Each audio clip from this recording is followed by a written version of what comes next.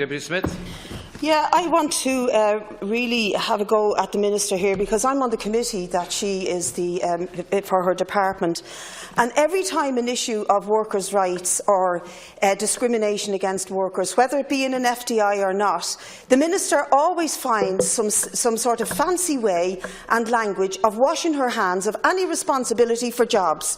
You are the Minister of Jobs, Enterprise and Innovation, and jobs don't mean jobs at any price. They mean good, decent jobs, because these are decent people who live in this country that we are trying to represent. Now, it seems to me that both yourselves and Fianna Fáil seem to think that we live in this bubble, which in a way this Dáil is.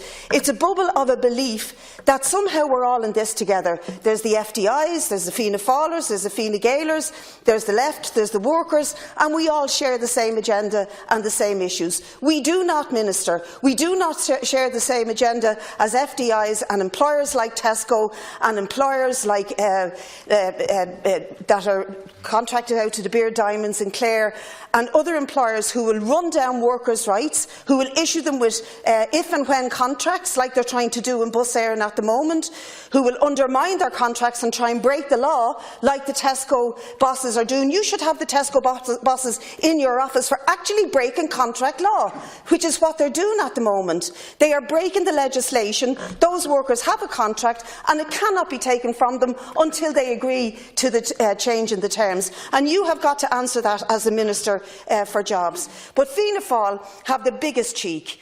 The party who told us back in the 30s that Labour must wait, that we cannot deal with the issue of workers' rights and equality for ordinary people, that we have to look after the national question. They did neither. They neither looked after the national question nor have they looked after workers, and yet they put on the red shirt when it suits them to go down to the Lewis pickets or across to the Tesco pickets and pretend that they're on the side of working people. At least you wear your blue shirt and we can see your true colours. These guys are like chameleons and change their colours all the time.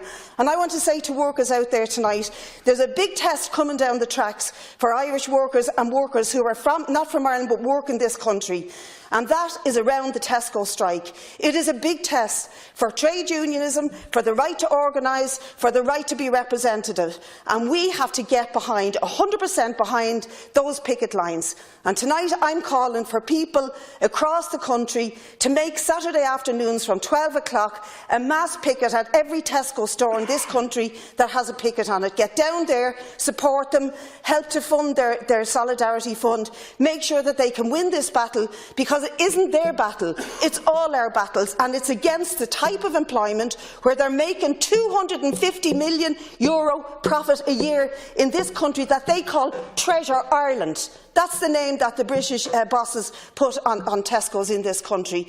And it is outrageous that we have a government and a so-called opposition that will say diddly squat about it, pretend that they're all things to all men, but at the end of the day they represent one class interest, and that is the boss class in this country. They do not give a damn for workers' rights. They'll sell our souls, not just their own, for so-called FDI. Well, the game is up on that. Because of Brexit, because of Trump, the game is up on your low-tax economy, and you better start waking up to the fact that there is such a thing as workers' solidarity in this country, and we are going to ensure, along with the Tesco strikers, the Bus Éireann strikers and all of those who are being exploited outside of this House, that that voice is heard and that this House is forced to legislate for it. I welcome the legislation. Well done to Sinn Féin.